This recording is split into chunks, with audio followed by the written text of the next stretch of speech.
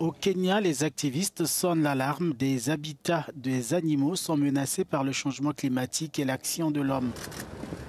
Alors que la faune ne cesse de croître, Lewa Wildlife Conservancy, un groupe de protection de la nature, tente d'inverser la tendance. L'association développe ces dernières années de corridors pour animaux.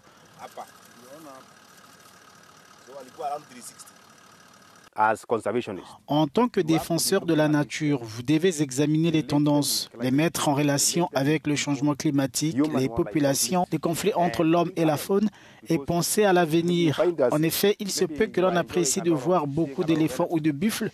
En fin de compte, qu'est-ce que cela signifie? Si vous êtes dans un écosystème fermé, la population devra filtrer d'une manière ou d'une autre et qui rencontrera-t-elle à l'extérieur?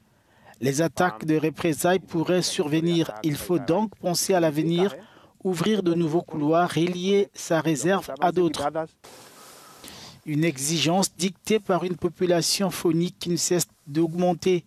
En guise d'exemple, le nombre d'éléphants est passé d'environ 16 000 à la fin des années 1980 à près de 37 000 en 2024.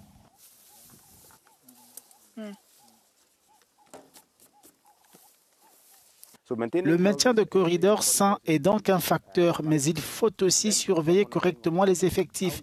Quelle est la dynamique des populations de chaque espèce? Sont-elles en croissance? Comment les problèmes climatiques affectent-ils ce type de mouvement et cette population?